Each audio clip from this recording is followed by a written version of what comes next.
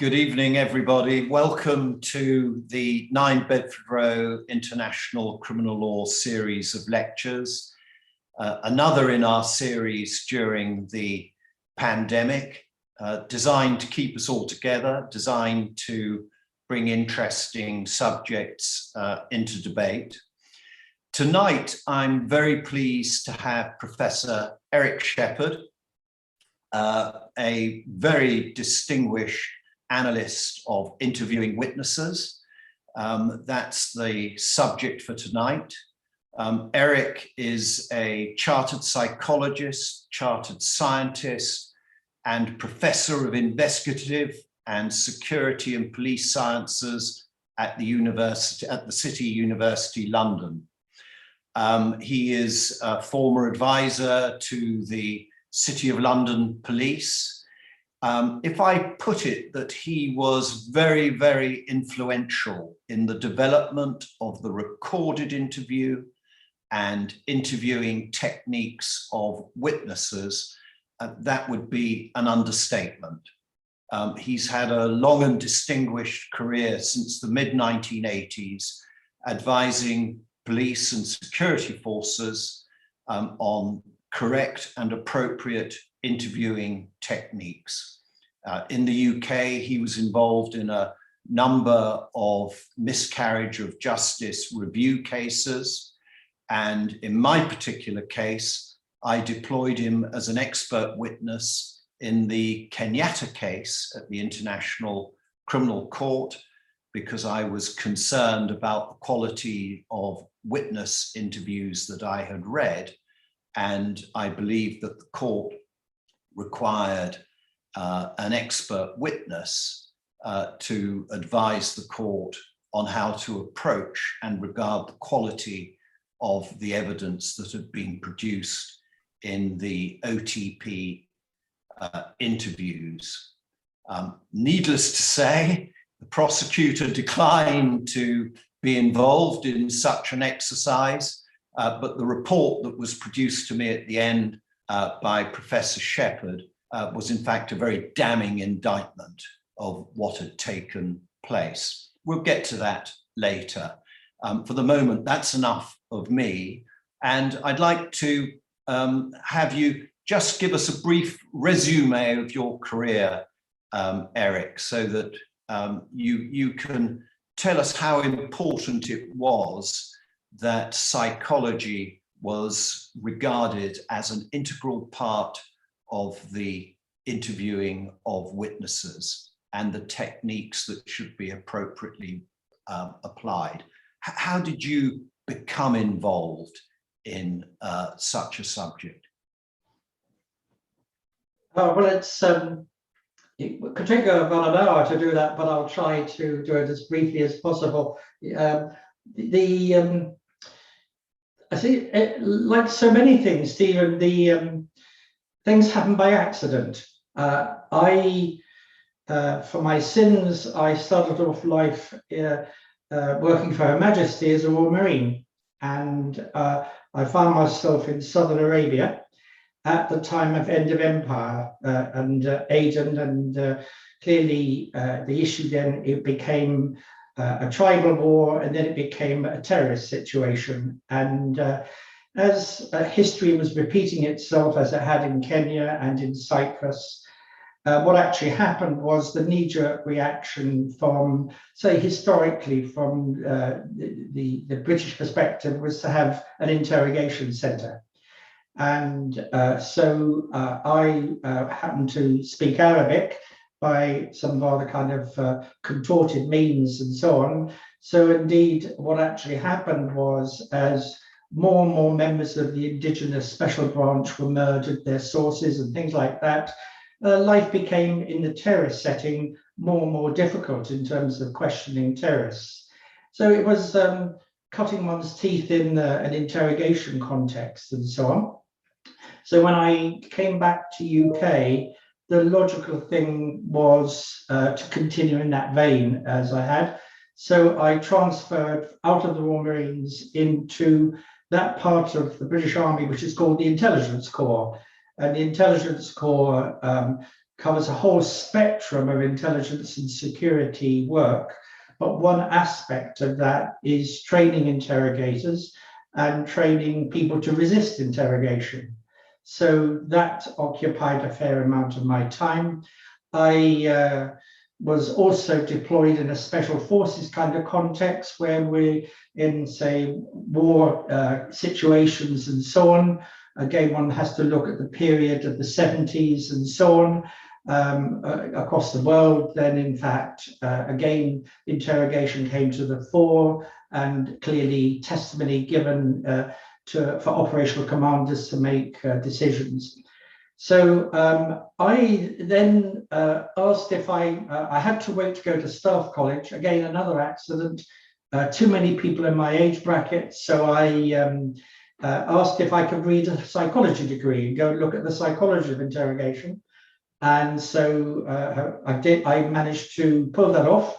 Came back to UK, studied a straightforward psychology degree. At the same time, I qualified clinically, and so and because there were highly vetted people who needed things in kind of less than happy circumstances, so I then qualified as a psychotherapist, and I began to see that in fact the whole issue of disclosure really was needed to be thought through just a bit more than one had actually done for the previous decades or so. So I qualified as a psychotherapist, and then I found that in fact so much in the clinical world informed about what it was to really listen and to, in fact, fundamentally, the key to the whole thing is respect for a person, respect for their rights as equal to one's own. And so I eventually retired at my own request, and in 1980 started working within the UK police context with the Metropolitan Police. And 40 years later, last March at COVID, I finished my last training course of detectives in interviewing. And that journey has really been paralleled by clinical work and also analyses for both the defense and indeed for the prosecution in lower court and upper court and outside UK as well. And that's really it. It's been a full time, really. Yes. Never dreamed when I was that age in 1963, 64, that in fact, questioning and how one dealt with it be the core of my life. It was just an accident. So I remember being a young lawyer, as I was once a young lawyer, Eric, in the late 70s and early 80s. Mm-hmm. And we had obviously issues in our justice system about the quality of certain police interviews. In fact, I remember when training, the part of our course at bar school included verbals, and that was where there were false verbal confessions. And we went through a series of quite big challenges to the quality of the police interviews that were happening.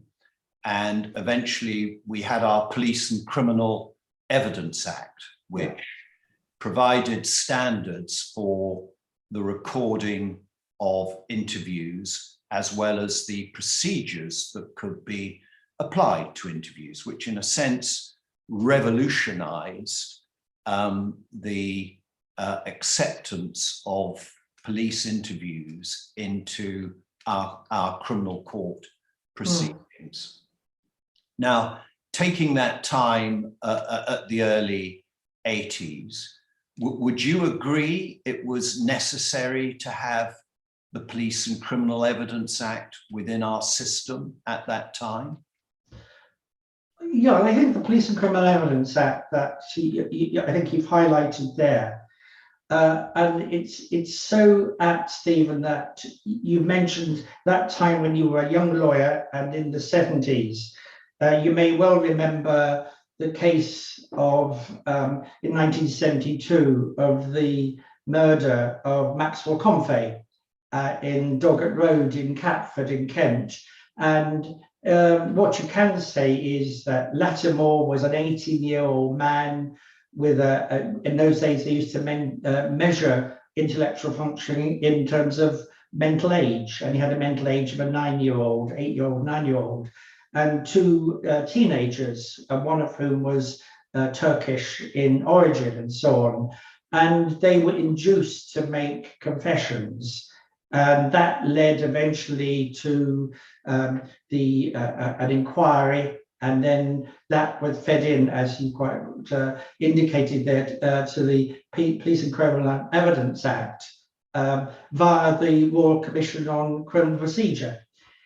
And very few people, I found myself a couple of years back giving a lecture in Switzerland, at Lausanne, and talking about incredible journey. And the incredible journey in your lifetime and mine, I don't want to sound like two old men here, but that incredible journey from the 70s through to the 80s and the 90s and up to now has been, yes, truly incredible. And what really strikes me is how hard won it was, and how risky, and how almost by more luck than judgment. Like, for instance, the recording you mentioned there of, that's inherent in the Police and Criminal Evidence Act, but right down to the wire, it was still being discussed and kicked around. And should it just be for when the person made their confession, just like happens in America and over the years? And so from my point of view, recording was touch and go, really. Experiments were done, as it were. And in the 1980s, clearly, there were 4 police forces that tried out recording for the Home Office experiments. And it was going to be thumbs down until such time as across in Scotland, they also had recording which highlighted corrupt and improper behaviour by police officers there that would take people for long drives, bring them back into the police station, and they make a confession in 10 minutes. So the thing that really strikes me is it was a wonderful piece of legislation, PACE. It focused, and quite rightly, minds on suspects. And it took a decade of back and forth, and a serious crime squad having to be disbanded in the West Midlands for its even misconduct, even with recording. But the important issue for me is nothing was ever brought to the fore about witness interviewing. And that's really strange, because it's quite right to record suspect interviews, but I think the elephant in the room, to use a cliche, has been witness interviewing. And that is the case in all jurisdictions that I've worked in.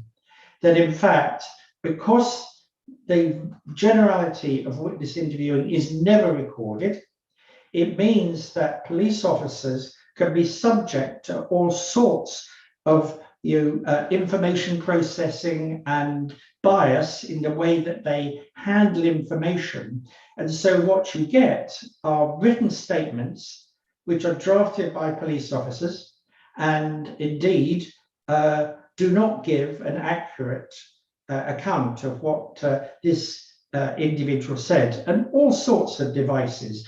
They're human beings, investigators, but clearly misconduct, whether for whatever reason, it's depressing. And I still think we struggle with the generality of witness interviews in the UK. We have vulnerable, intimidated, and special witnesses, and recording of that will be, yes, absolutely so. For vulnerable people on achieving best evidence, wonderful. But the important issue is, with witness interviews, if they're not recorded, then also if there's no audit trail of the conversation that happens before the interview ever takes place, or what happens after the interview, you get situations, even most recently, it's dated, but if you say take the Lockerbie bombing, McGrahy, the guy who eventually never got an appeal but was released to go back to Libya and died of pancreatic cancer, he had an appeal on the chops. The key witness in the Lockerbie case was a shopkeeper in Malta. He was interviewed 20 plus times and gave 7 versions of what happened. And it evolved across time. And of course, really trying to put that together was incredibly difficult because you couldn't find the audit trail. And I dwell upon this, Stephen, but I have a bee in my bonnet now after all these years that unless we get witness interviewing right, suspect interviewing can never really progress. But that's a rather positive view, I suppose. No, we're going to turn now to the international context, having taken it through the UK, and we're going to look now at the witness interviews and why it's important to consider the matters that you've raised so far, Eric. Let's just turn to the changing of accounts. 7 different accounts given by a witness in 20 interviews. What does that indicate to you as a psychologist, the changing accounts? Well, I think the issue for me is that if you look at an individual who's disclosing on a matter, then clearly we're all liable and prone, and it's human for us to change our accounts to actually, as greater remembrance happens. But there are absolutely fundamental, almost commonsensical ways of looking at things that if a person gives an odd or an unexpected content in their disclosure, in their response, if it's a contradictory aversion to what was said before, then an alarm bell should ring. If it's inconsistent, if what they say now cannot coexist with something they said earlier, rather than contradict, they just can't live together, it's inconsistent, it should ring an alarm bell. If a person gives an account that in its various stages is not so much detail, highly detailed, not so much detailed, a bit more detail, I call that narrative contrast. That should ring an alarm bell. If they talk nonsense, if their representation of something is illogical, it's counter to physical reality, that should ring an alarm bell. If they give something which is absurd reasoning, it should ring an alarm bell. If it's gibberish, if they have shredded thoughts of it, it should be ringing an alarm bell. If it's a pat account, if they give an account that's so unusually chronological in its sequence that in fact you might say, gosh, that must have been learned to have that, because most human beings aren't able to give accounts that are perfectly chronological, apart from barristers and judges and things like that, because that's your life, as it were. With judges telling you off as young counsel, would you like to express that again? But the important issue for me is all of those things ring alarm bells. And if there are many other forms of anomaly that something that you expect to be mentioned isn't mentioned. That's a non-barking dog, Sherlock Holmes, Silver Blaze-wise. Why didn't they mention it? If they basically, to me, give an account that says, shall we think about this? And I think, interestingly, that demands thought. And I think a lot of, investigators, a lot of prosecutors, and God bless them, a lot of judges are subject to what I call a kind of conviction psychology. And conviction psychology has it's a 2 play on words here. As human beings, we are predisposed to think that what we believe is right. So that consciously, unconsciously, and in the margins of conscience, we will be picking up things that confirm what we believe. And I think investigators and prosecutors are very prone to this biased way, distorted way of understanding the world. It's very human, but actually the job of the defense, as I see it, is to be the watchdogs, to be the quality control of distorted thinking that's actually convincing what they believe, and also convinced that they should go for a conviction. So that's why I call it conviction psychology. Yeah, I've often used an expression when dealing with a witness that's changed his or her story on more than one occasion, is that if they'd been an eyewitness to the event, they would have been remembering what they saw. But if they've told a lie initially, they would be trying to remember what they've said before. And gentle probing of that lie brings about the conflict and the contrast in story. Would that be something that resonated with you? Yes, indeed. I think you tread on extremely challenging territory when you do that. And I think the way you described is a really commonsensical way of handling it. Human beings, by their very nature, are quite narrow in their attention. So their attentional focus is narrow. And the issue for me is that they take information in from the environment, it goes into their working memory, but they're constantly editing that. And so it enters intermediate memory and it goes into what would be their longer term memory. Now, there are all sorts of influences that happen there, such that a person, when they are asked to disclose what happens subsequently, either soon after or later at trial, then the important issue at that stage is they will certainly have to harken back to what they thought they said earlier, and then any kind of subsequent telling in between. So clearly, whatever they said earlier may actually in itself not entirely fit with what they say at court. And it's a very difficult judgment piece to actually say, right, to what extent do you give a person leeway for saying, say, a year has intervened between the two? But what we do know is what influences occurred around that time when they were giving their disclosure, putting it together. So clearly, they're the influences that you as a lawyer, myself as a forensic psychologist, are really interested in saying what affected their initial account to themselves and then the ones they gave to others. I tell you, Stephen, the thing that really still perplexes me, and when I'm training detectives, I raise the point how infrequently police officers and investigators ever ask a person the journey of their remembrance that you've just mentioned there.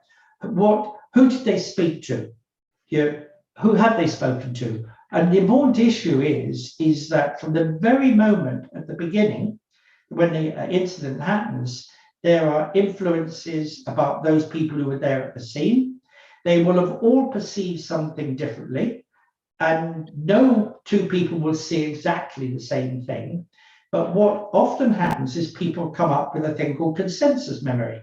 So they agree. So if one of them says, do you remember that guy? He had that buckskin jacket with the tassels. Oh, yes. Yeah. And then that gets incorporated into someone's account. And then clearly later, a year later, you have the awful task, an awesome task of disentangling where did that come from, And the other issue is, to me, is that what often happens is the accounts that enter the criminal justice system, witness accounts, written statements, are never accurate representations of what the person actually said. They're selectively edited by the police officer who created the MG11.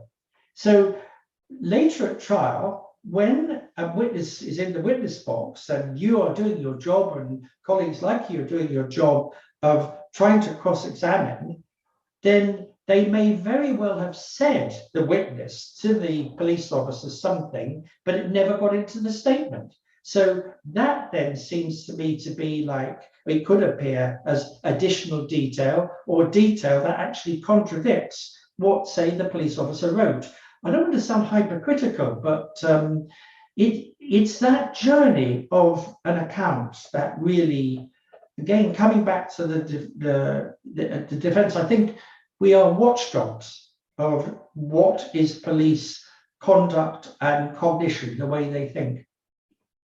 How important is it then for an investigator to put together information about the contact that a witness has had, maybe with other witnesses, with other investigators, their journey, as you called it? How important is that, or should that be, for the record of what the witness produces as evidence? Well, I can take it in a national context and I can take it in the international context. Do you remember in the, I don't want to leap forward and put you out of sequence or whatever, but do you remember the character that in the Kenyatta case, he clearly was what I would call a brokered witness. Someone was acting as a broker of witnesses, and he clearly had contact with him. It was incumbent upon the OTP investigators to establish what was his history of contact with the person who brokered him as a witness. Exactly the same in a national context. You have to really turn around and say, in a very gentle way, and establish it in a very socially skilled way, but why is this person saying this now in this way? And behind everything is a history. So much so, the other day you were very tolerant with me. I've started to write now about the contact that people have before they ever ask questions in a formal sense, because I think that is hugely influencing of an individual. And there are huge cultural differences as well in this. Some cultures are more compliant than others and so on. But what is the case is that in even the UK context, if a witness has been speaking with a relative, friend, or a helping professional and so on, and that's much more salient in some cases, as it were. So what will happen is you've already got an account that itself has evolved. It's the nature of human memory that it's a reconstruction process. We never, ever replicate what actually happened. We are constantly reconstructing. If you ask me, our times when we last met and so on, physically, then I would have to reconstruct that. And one of the things we do know is that reconstruction process is in itself subject to bias. We will tend to have a confirmation memory. We will tend to say to ourselves again and again, something which may not have been the case.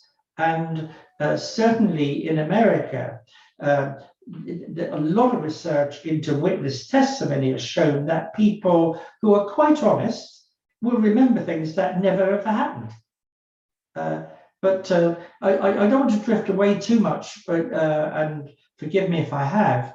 What really strikes me is it's incumbent upon all of us in the criminal justice system, national and international, to say, what journey did this scrap of humanity travel, and how did this account actually get told, get reconstituted, repeated again, and so on. So I whittled on, but that's the main thrust of what I'm trying to say, I suppose. I can see from our list of people in front of us that we've got a really international audience here, Eric. So we'll keep on the international if we may. Yes. And we'll just look at that particular ICC case, and we'll take that one witness. Now, that was a recorded interview. So there were tape recordings, and as I recollect, I gave you the transcripts and indeed got the original tapes eventually for you to go through and analyze. What was the quality of interviewing that you saw in that interview, and what was, by any shred of imagination, a witness who was key to the indictment, if not the indictment? Well, I thought, when you gave me the material, that there were some 20 odd interviews. Eventually, I think they produced another 4. So the thing that I asked myself was, okay, who are the people conducting these interviews? And you again provided me and assisted me in finding out. I did my own research as well. So what you had was, you had prosecutors, you had counsel, but you also had investigators of the OTP, who came from various nations. So you had a British guy who'd been through and trained in the UK peace model, which is represented to be how you should do it, the proper way of doing this. You had a German who was the lead investigator. And what really strikes me was I was expecting, before I ever looked or listened to the recordings, that these would be done properly, that these would be a la the English way of doing things, the German way, and there's a way of doing it in Scandinavia. So if I take it slightly afield, Scandinavian investigators also bring to the fore in their investigations what's called their creative, for the letters, to do with communication and ethics. But the thing that really astounded me, Stephen, was that was when I looked at, firstly, the numbers of people who were interviewing. So there was the witness, and what actually happened was that you would have, as a common denominator, 3 or 4 interviewers, and sometimes 5. So what really struck me was how unusual it was to have one witness surrounded, even though I had the audio tapes, surrounded by voices, all asking questions. Now, typically there would be a lead interviewer, a lead investigator, but there was certainly instance, and in my report where I drew to your attention, was the fact it was a free-for-all.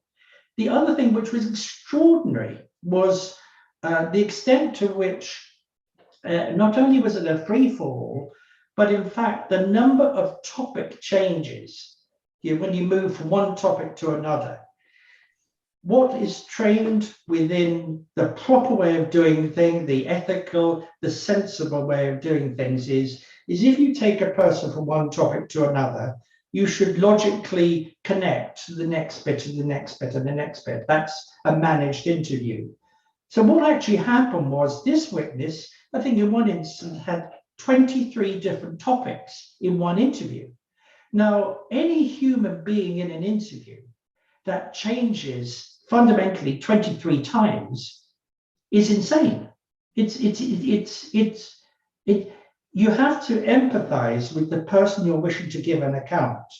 And it makes no sense or whatever if the people asking questions jump from one topic to another. But what it did reveal was not only were these interviews relatively lengthy and bizarre in the way I've described, but it was quite apparent that because they followed very closely in sequence, there was absolutely no evaluation within the interview of what he was saying, but certainly outside the interview of what he was saying. So the anomalies that I'm talking about, like talking complete illogical absurdities or contradictions, inconsistencies, which were glaring, but they seem to be totally ignored. And can I draw to those watching that, in fact, in one instance, this witness was talking about the alleged killing of his wife, and he gave 4 versions, none of which could coexist. And they just continued polling on as though nothing was really anything to bother about, as it were. So when you looked at it, the nature of the questioning, one questioner was quite considered, but the witness was clearly incapable of constructing a response that would make a sensible reply. So he kept on saying, what? And we're talking 90 odd times saying, what?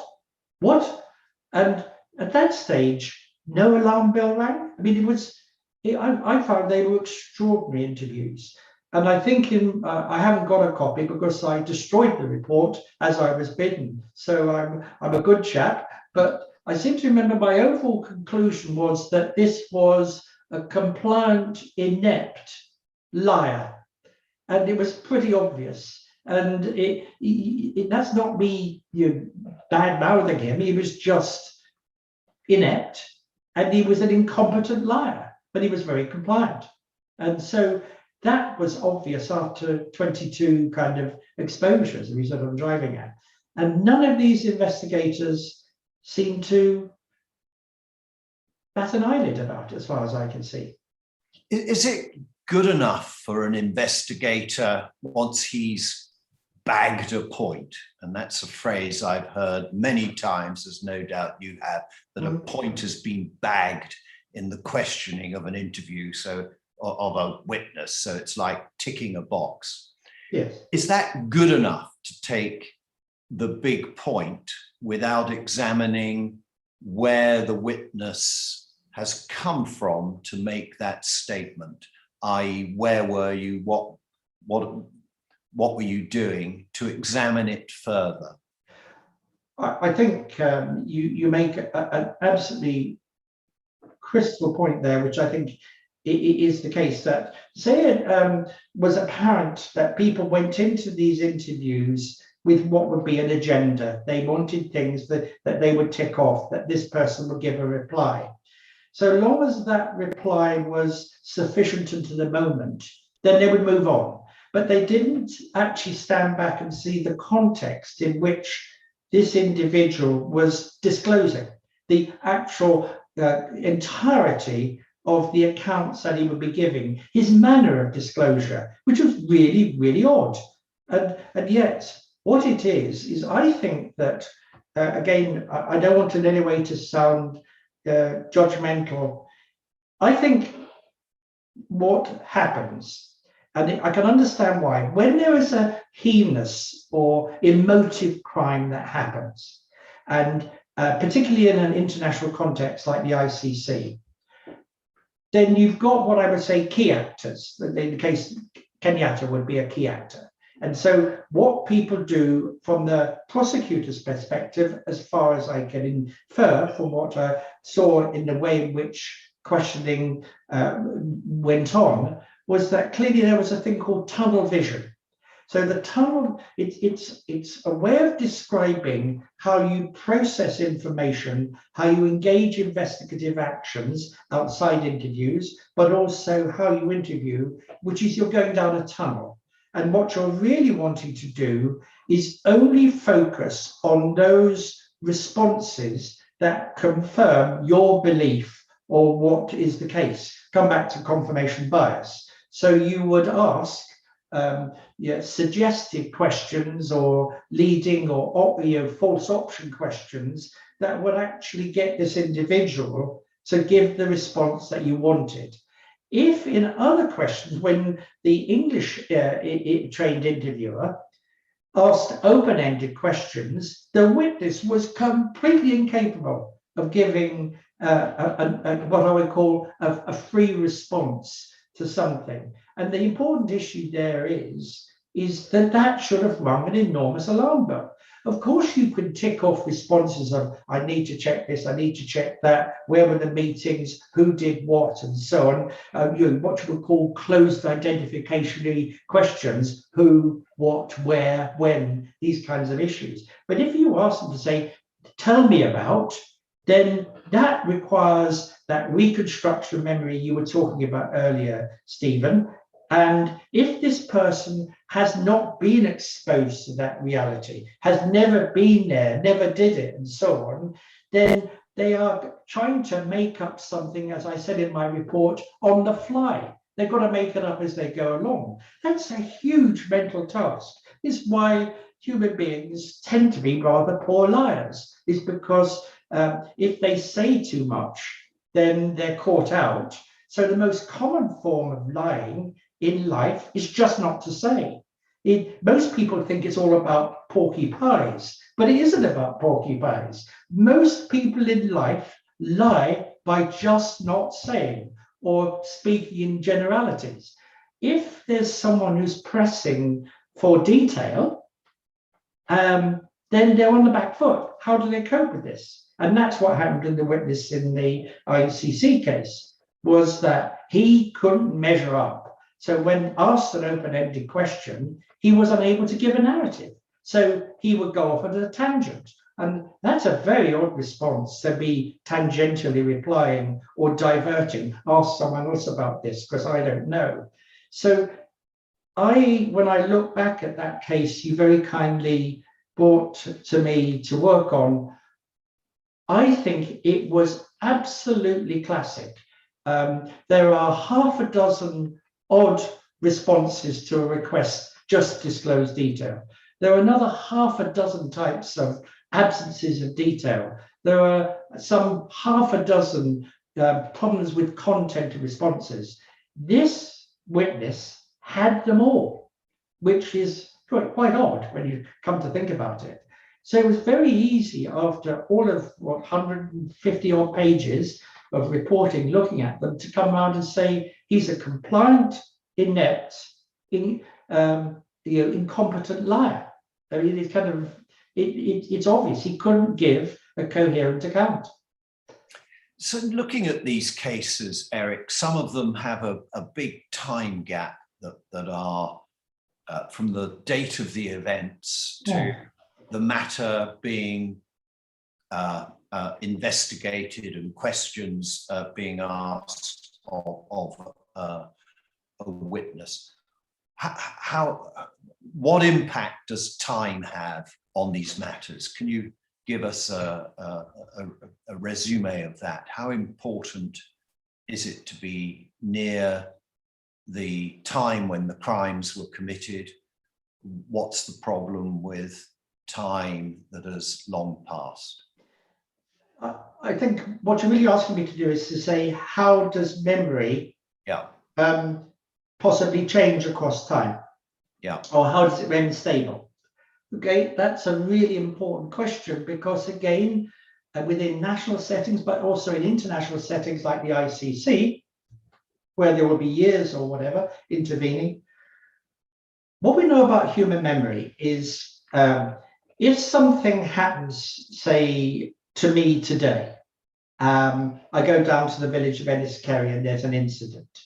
And so what will happen is we'll go into my working memory, into my long-term memory, and every time I revisit it mentally, I think about what happened in Enniskerry today. I might mention it to Rosalie, my wife, or whatever. I might give an account to the guards, the police here. Then the important issue for me is that in some way will cement it in time. So it locks it there.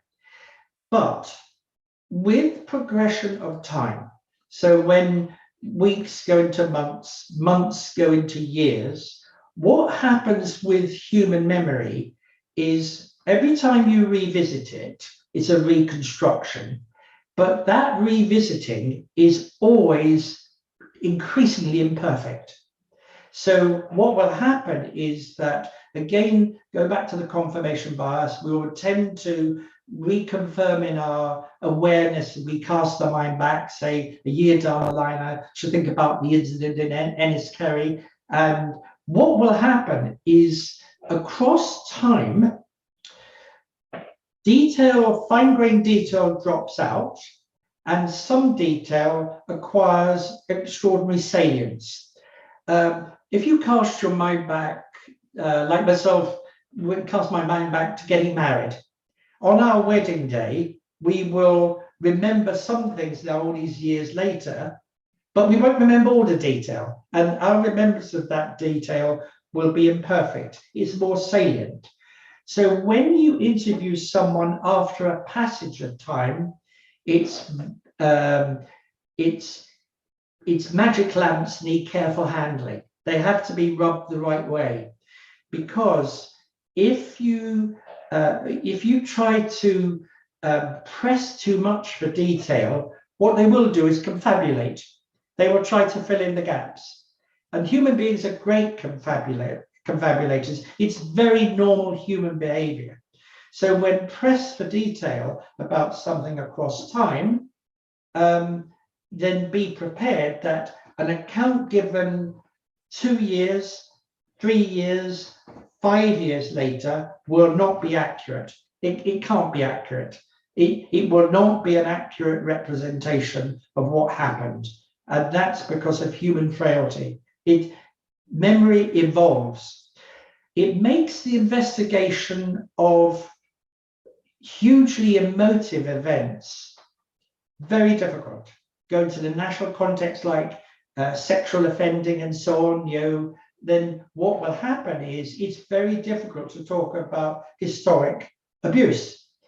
If you look at, say, something like a massacre or the use of rape as a weapon of war in situations, if we look at the saddest, most recent years of Rohingya, yes, what will happen when people try to reconstitute that is that there will be saliences, but once pressed for that, there will be a penumbra of detail that actually is very spongy. It's very difficult. So what needs to happen is for prosecutors, investigators, and clearly I keep on coming back, the defense, is to remind people of what is going on here. So I hope I made myself clear enough. Memory evolves. If I can round off, that's why if you look at, say, war crimes things following the Second World War, that when people have gone on trial in Germany and so on, it's been very difficult for people to give accounts of being in concentration camps about particular guards. It's the way memory changes. Yeah, the first of our lecture series concentrated on the narrative, and in international cases, we're often dealing with narratives, the narratives of one side's view of a war, one side's view of what happened to them and how things happened in their area. What kind of, well, first of all, should an investigator questioning a witness check for such things over the influences upon the witness, what they've heard, what narrative they've heard? Yes, I think it's particularly important. Again, do you remember a while back I was talking about when you interview any witness, you need to know the journey they've traveled before they start giving their account. And part of that is to find out what have they been exposed to. There is a thing called post-event information, PEI. PEI is any exposure to media, in particular, images, versions that are kind of given as official or not so official or whatever. The important issue is when people are exposed to that, they plug into that and they incorporate it into their own experience. So let me give you an example of post-event information. The death of Diana, Princess of Wales, and Dodi Al-Fayed. So what then happens is what account could be given of by, say, her bodyguard if he had been, as he was, exposed to information about the white car, the headlamps, the paparazzi, and things like this. So I'm just using it as a rather low-key way of looking at things, but to try and reinforce what you're saying there, Stephen, that in fact, in an international context, what you need to know is, with this witness, why this witness, why now, what journey did they travel? What is their kind of exposure? And of course, you use this lovely turn of phrase, narrative. So your profession, and for many of those looking in here, is all about opposing narratives in court. So narratives, the nature of history is narratives, opposing narratives. And I think what then happens is, if you try to look at a narrative, you then have to turn around and say, whose narrative? Why is this narrative of this particular character? So people will give different narratives of events. So it's an interesting issue, because they're the difficult bits that matter so much in international investigations. They're the important bits that create, I think, the context in which this individual in the middle, the witness, has to be understood. So it seems to me to be, it's not an easy task, but it's a task where you have to say, those who investigate, those who are prosecutors, have to be very aware of their own biases, their own tunnel vision, and actually they're dealing with people who've got narratives that have to be researched before they even start disclosing. I've got a case on at the moment which involves a couple of witnesses that were young children, 7, 8 at the time, of events that are now 20 years ago. And the claim is that they have witnessed certain events and put them into a context. What sort of examination should interviewers deploy when dealing with a witness who 20 years ago was, say, age 5, 6, or 7, has given almost a perfect context of events, and then is interviewed 10, 15 years later? What should interviewers do to get a reliable and honest account? Well, again, that's not an easy question to answer, because there are so many things that contribute to it, to answer it adequately. What seems to me to be the case is, if a person's been, say, subjected to traumatic events that have involved them, that they've been the subject of abuse or they've observed things, whatever. So the question to me is, there is a debate, there's a huge debate within psychology as to how you manage this. And then, because psychologists are human beings themselves, they will necessarily gravitate to one way or the other. And you'll have seen these in trials you've been in. But the thing for me is, I think investigators do not actually access sufficient non-verbal experience from people they interview.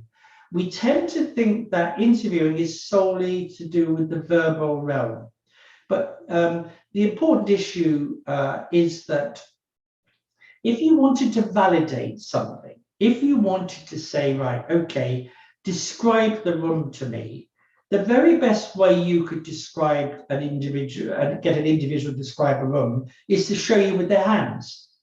I was involved in an appeal case here in Ireland in the early 90s, where an individual had been inappropriately treated when interrogated. And he was able, with his hands, to describe the room in which he was abused. And he was able to say, well, I came in the room and there was a table around here. He moved his hand around like that.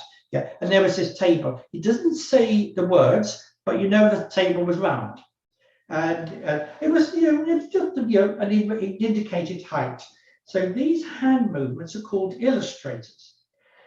What very few and hopefully increasingly investigators should do is get people to show you with their hand. What was the layout of the bedroom? Close your eyes and show me with your finger, well, the door swung in and the bed was over here and there was a window there. And there was something, I don't quite know what it was, but it was about this. You see the point I'm making? So these illustrators are hugely validating of what they're describing.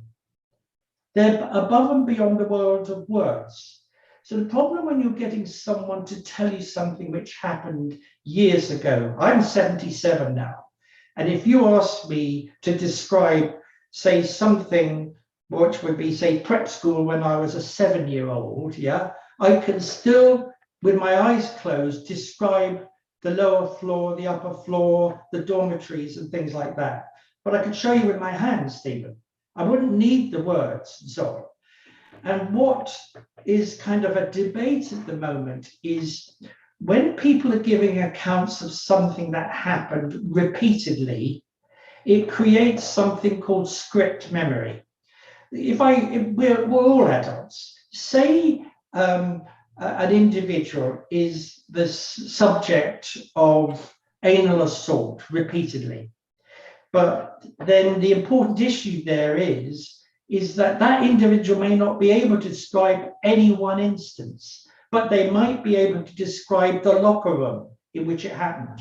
They might, you see the point I'm making, because it's become what, if something gets repeated, it becomes what is called a script memory. It's become a normality.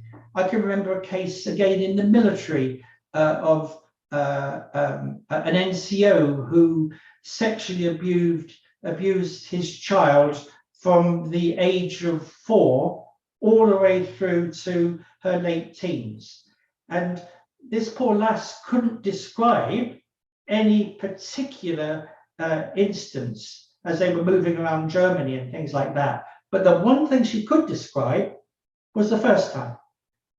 And the one thing she could describe was, so often it's the first one or it might be the last one. Do you see the point I'm making? So you use these kinds of anchors. But normally it's kind of, you'd be a bit kind of chary about having someone who's describing something in so much minute detail that it was point to point, you see what I'm driving at. So a lot of human experience will have that fuzziness because life has evolved in the way that, there are kind of islands of remembrance and so on, and some detail will drop out. I hope that's helpful. Yes, and the things that I've always looked out for, because the event itself and what happened, as you said, can often be spoken of in one or two sentences. But when you get a context, your alarms go up as to where that context came from. Yes, absolutely. And what is behind the context, because with youngsters and being asked to give or remember events several years later can be subject to influences, as we know, and that's the thing we've got to guard against.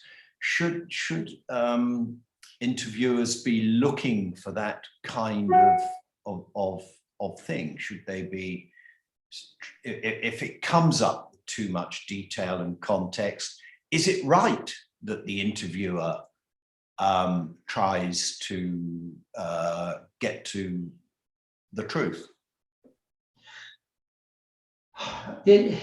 You ask hard questions. You're a very good lawyer. The thing for me, I suppose, really, you put your finger right on what is the heart of everything, whether it be in the ICC context, whether it be in witness interviewing generally, but this kind of, you have to see the context. And that lovely context comes from, you're a Latinist as well, comes with, cum, and texture, which means to weave. So when people give an account, it is woven into something which gave birth to that account, in which it emerged. So a very kind of straightforward thing one would do if someone comes forward and alleges something happening now is to establish why now? Why come forward now? You know, and again, it's a hackneyed way of looking at things, but has this person gone through a period of distress? Are they in therapy or counseling? This kind of issue? Are they needing of attention? I'm not saying any of these things necessarily apply, but it would be foolish and immoral and wrong in the extreme if you and I, in our respective professions, didn't ask these questions, which is why this, why now, and why this detail? I can remember once being in a case where someone was giving hugely detailed account of going way, way back to when they were about 3. Now, that's very challenging. Human beings don't start developing and entering adult language until about 2.5. Before then, they had their own proto-language, Babel, and things like that. So the interesting thing is, the further you go back in time, as soon as you hit the fact that people are verbalizing something at a time when they didn't have language, then that must be an alarm bell. I mean, it must be. By its very nature, you then have to say, right, what age does this remembrance, date stamp emerge? What context did it happen? And cast forward in time to the moment now as to why is it occurring now? I thought classically, you remember the Henriquez report about Nick? Even now, I just shake my head at the fact of how completely devoid of any kind of sensible contextual questioning about this individual and his responses. He reminded me of the bits I saw in the public domain about him of our witness in Kenya. Obviously he couldn't measure up to some things. I mean, it's incredible. Sorry, after you.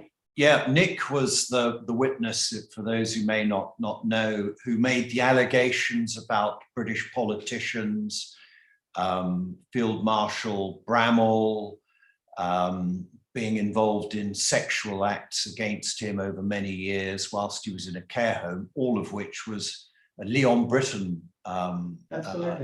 died, a number of others had died, and their families had to live with these allegations. And he was making allegations he was abused by prominent politicians and people in political and public life that was simply born of fantasy. And there was no investigation of those claims for independent markers. How important is that, Eric? Well, I think very much, and thank you for summarizing that, because I think, again, we keep on coming back to the fact that no one seemed to ask the contextual questions about Nick. Why was he saying it now in the way he did? And in fact, some of the descriptions that he had were actually very quickly beggaring belief. They were illogical representations, and they were absurd in the extreme. And the interesting thing is almost, it's a classic example of tunnel vision again. The tunnel vision that had wrapped around the accounts that he was given is that, again, there is this notion about confirmation bias. If you're disposed to believe something, every little shred that emerges, you will selectively attend to and say that buttresses what you already know. and it's called hindsight bias. So the more bits of detail that emerge that you selectively attend to, you then have this process of investigators saying, I knew it all along, you see, I told you so. And that's the outcome of what's called hindsight bias. That's a historical run of confirmatory biased questioning and responses, which actually feed back and create a fantasy into what is now, we now know, was a totally moonshine kind of way of looking at things. It rather like the guy in the ICC in Kenya. I mean, what he described was clearly just not the case and couldn't have been.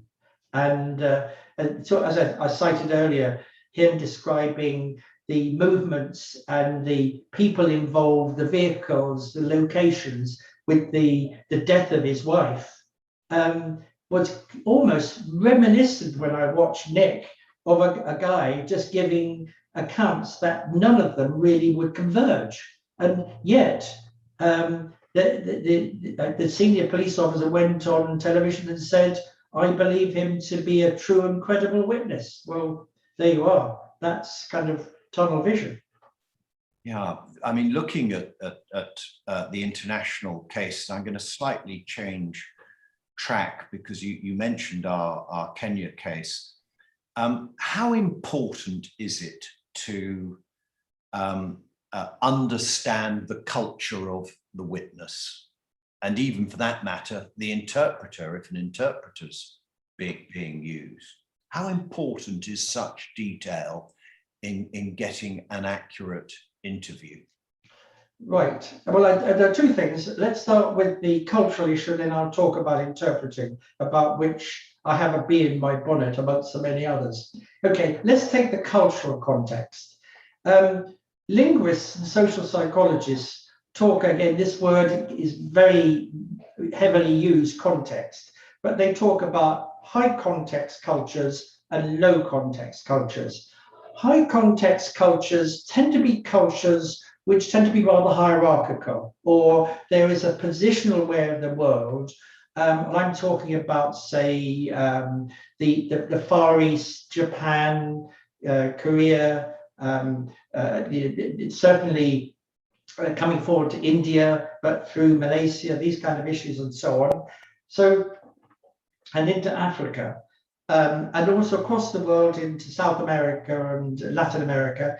So what you've got is in society there is a positional kind of thing. People have positions within families and within, obviously, a society. So what then happens is there's a lot attached to face and a lot attached to face saving. So what will happen is people will tend not to say or not to say a lot. And the important issue is if you ask them to say something and they pick up from your questioning, which might be leading or false option type things, that you are suggesting what they should say, they'll say it. They won't defer, so they won't dissent. So very, very much in high context cultures like that, you have a high incidence of what is called acquiescent and compliant responding. Acquiescent responders say yes to everything, unreflectively. So they're easily caught out. You just have to ask the last question you asked the other way around. And if they say yes to that, then they're nonsensically replying. They're easily detected. But again, not many investigators actually detect acquiescent responding. They actually capitalize on it. They just get the person to agree. A compliant responder is not unreflectively agreeing. They're agreeing because they want to remain in the good books and they have the approval and have their face saved, as it were, relative to this person. So in high context cultures, there's a huge risk of acquiescent responding and compliant responding. In low context cultures, which would be Western Europe and North America, particularly as society moves on, people are much more kind of questioning, then they are likely to be much less compliant these days than, say, when you were talking as a younger barrister in the 70s and into the 80s. It was a different world then. People were much more, it was a prefectorial system, authority type things. So the police would capitalize on that. They would actually have people who were compliant to responding, and many of the miscarriages of justice in the 80s and the 70s were born of that. Much less so now, because it doesn't get capitalized upon in interviews.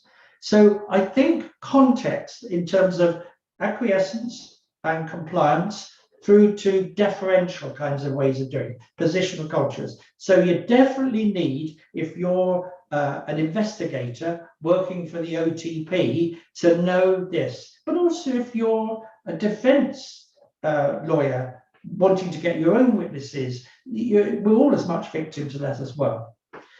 The bee in my bonnet I've got about interpreters is because the general standard of interpreting across the world is rubbish. And I mean that very strongly, because in my life I've interpreted for people.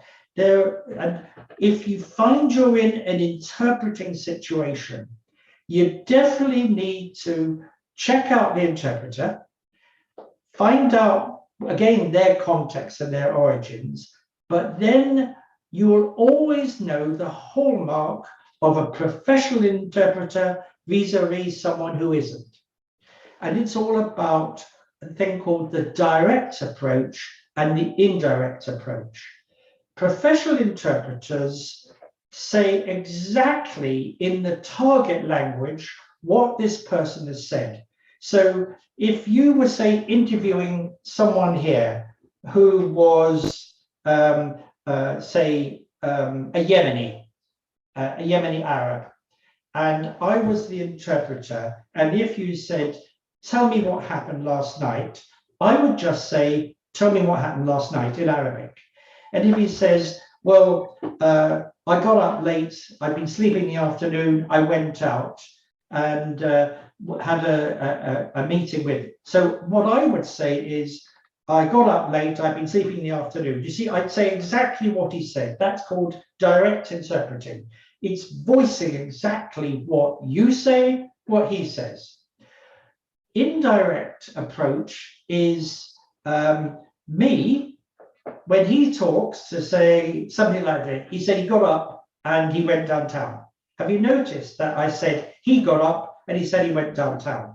What I've done is I've edited out a lot of what he said. So indirect interpreting is absolutely shot full of editing by interpreters.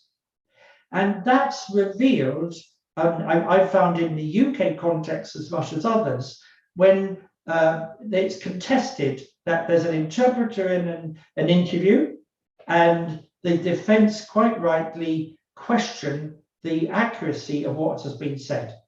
And so I think interpreting, if a person is indirect interpreting, you'll always know, like he said or she said, that they're editing.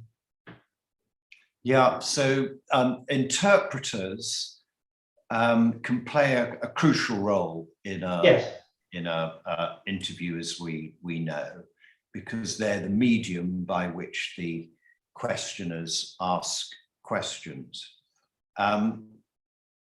Those interpreters that are used, should you have them that are familiar with the culture of the witness?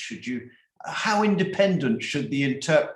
Because what I've noticed is sometimes you get sides, so you get an interpreter who's from the same political perspective as the witness, and that then leads down a path of perhaps a context that is not wrong, or unreliable evidence, is the way I'll express it. I think you're right. I think, again, for anyone who's looking in, as I said to you when we were discussing this event, I'm more than happy if anyone wants to contact me to send them material on how they could brief interpreters, check out their kind of credentials and things like that, their suitability. And one of those things you check out is things like ethnicity, their tribes and things like this. Like, for instance, again, because it's kind of a thing which much of my life has been occupied within an Arab setting, is that I can remember an instance where an interpreter in Arabic had absolutely no awareness of what would be the Arabian Peninsula. And so this was an individual who was being questioned from Aden, but the interpreter was from the Maghreb, from Morocco. And they are completely different kind of contexts. You will have standard Arabic and so on, but the guy from the Arabian Peninsula was as different as chalk and cheese to this individual from the Maghreb. And so the important issue for me, I suppose, really is that, yeah, that matters.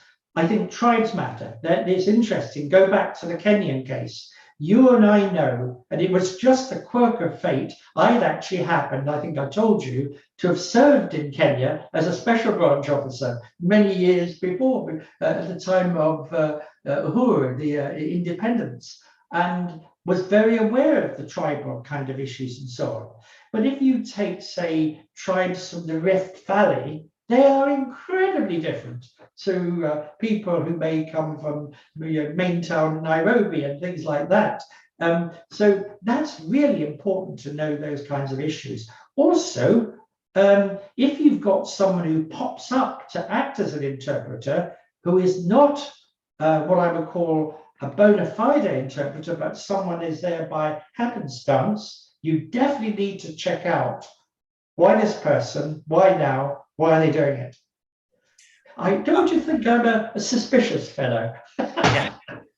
No, well, what about using relatives as interpreters? Because that's what I've come across as well, so that they're people connected actually with either a party in the case or other witnesses. Huge thing. If you had a map of the territory, here be dragons on the map, because if you use a relative, one of the things you know about relatives is they have what would be awarenesses that you as an investigator or a lawyer will never have, about what would be the family register, what would be the kinds of ways in which these are related. They will also know the narratives of the family. They will know that, in fact, certain things are taboo. They will not be mentioned. You shouldn't mention auntie so-and-so or uncle so-and-so, even though you know he's a perpetrator. So what you've got is it's so shot full of risk that as long as you recognize the risks, you do a risk assessment. I've got a briefing sheet, which I said, people are willing to have. And what I often say to when I'm training people to interview using interpreters is to say, use this briefing sheet. And within this briefing sheet, something which very often happens when relatives are interpreting, they have things which I call side conversations. You might ask the question of this individual, and you ask your question, the interpreter, the relative, says it in the target language, and then you hear this to and fro going on. You're there thinking, how do I manage this dialogue that's going on here? You have no idea what's being said, but they're talking family, and they're talking dangerous issues and so on, and you are completely unaware of them. And the important issue is these dialogues, these side conversations have to be planned for beforehand. And you, if you brief the interpreter properly, you can come in and say, what's going on here? You can actually actively manage. And of course, that puts the relative on the back foot, quite rightly, to explain what's going on here. And what relatives tend to do if they're interpreting is hugely, the risk there is of editing what this person actually says. Eric, there's one, we're getting through our time rapidly, and there's one last question that I want to ask of you, because at the time I was astonished. I had said that I had a forensic psychologist who was analyzing the witnesses and their interviews. And I invited the prosecutor to make it a joint instruction. So that really? I didn't know that. Yeah, no. And that's what the ICC wanted under our directions. And you know, I'm a compliant fellow. A bit. The judge says it, so I do it. And I did that with all our experts. And I offered that it be a joint instruction. And actually, it was turned away. It was said the judges are more than capable of deciding the quality of the interviews and the witnesses. To me, that was a big mistake. That was absolutely. Yes. So perhaps elaborate on that a bit further. Why judges and lawyers, for that matter, we don't know everything, although we think we do. Why this is so important, and maybe that will wind up this conversation. Well, it is a lovely thing to round it off on, because I'm going to tell you something which probably at least will close down one line of employment for me, Stephen. I had the challenging task of being invited by the Judicial Studies Board to run a series of training events for judges on the issue of credibility. And I was provided with some video material of court procedures from Canada. And so I did my homework and so on, and then I duly went on this kind of roundabout of having many judges all assembling. They were the hardest people I've ever worked with, because they would nod and smile and be very kind of socially skilled. But it was perfectly obvious that, in fact, going back to where I entered this, judges suffer from conviction psychology.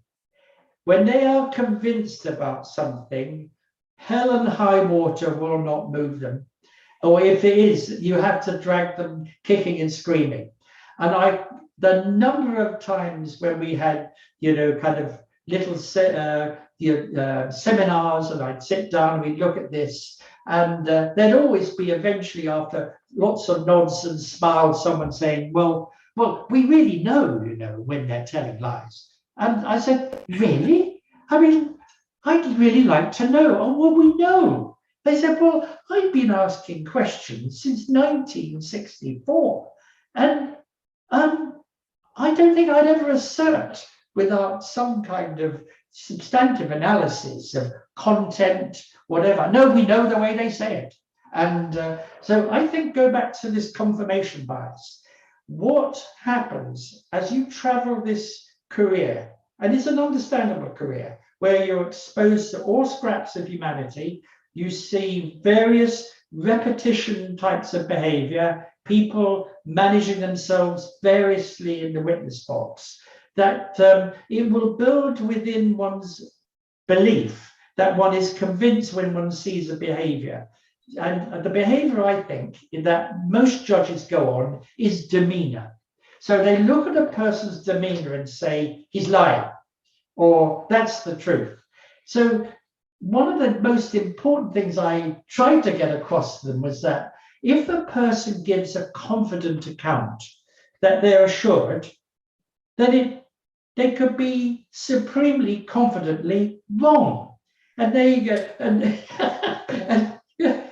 But indeed, what happens is that still within the system, if a person gives a confident account, people are disposed to believe them. I'd worry about that.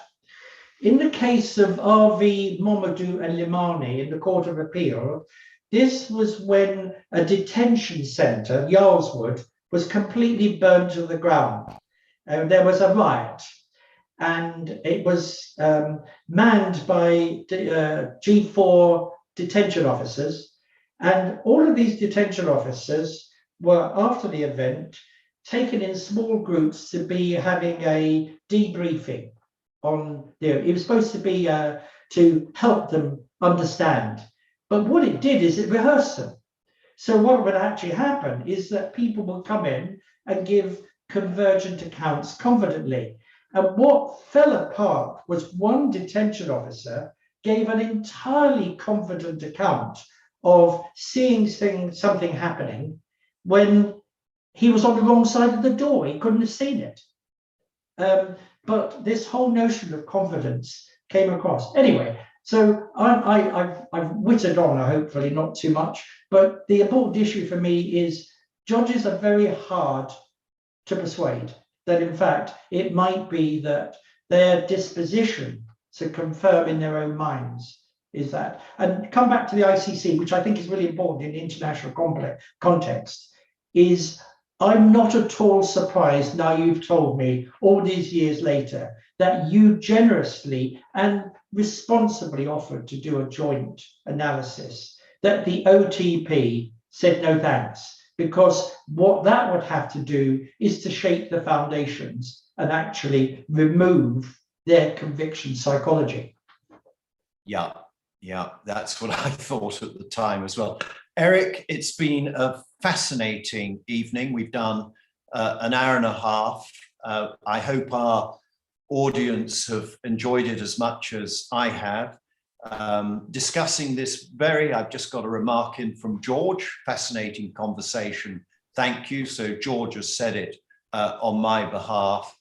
And it's been a pleasure to discuss these matters and understand from you as a psychologist who is an interviewing expert why psychology is so important in the matter. It's not just something that you pick up the interviewing of witnesses. It's a much more subtle operation, and in my view, very, very important in getting to the truth of the cases that we have to deal with. Eric? Can I come back just very fleetingly? Sure. I think you're such a dear fellow. I still look back, way back 2013, when you very kindly invited me to. We had an abortive attempt a couple of years before, but it didn't work out or whatever. But the thing that really strikes me, and I wanted to say to you, Stephen, what really made me want to continue working with you is that what it seems to be almost within your blood is this notion that you're an understanding, encompassing kind of person, but you do see the role of the defense as very much carrying quality control of what would be prosecutor and investigator behavior and the way they think. Not in an unkind way, but I think you are a beacon, and I don't want to embarrass you, but you're a beacon in as much that you, for me, and the chambers represent what is active defense. And I've written a lot boringly about active defense in police stations, but what really made me so pleased and proud to work with and for you was that I rubbed shoulders with defense lawyers who were there as watchdogs and quality control, and now you tell me you were trying to be welcoming, but I'm not at all surprised when they said, no thanks, mate. Okay, Eric, on that note, we'll have to end. And great to see you, and thank you very much for sharing your thoughts with us all. As they say in Irish, God am a huggard. Oh, excellent. Thank you very much. Bye-bye. Bye.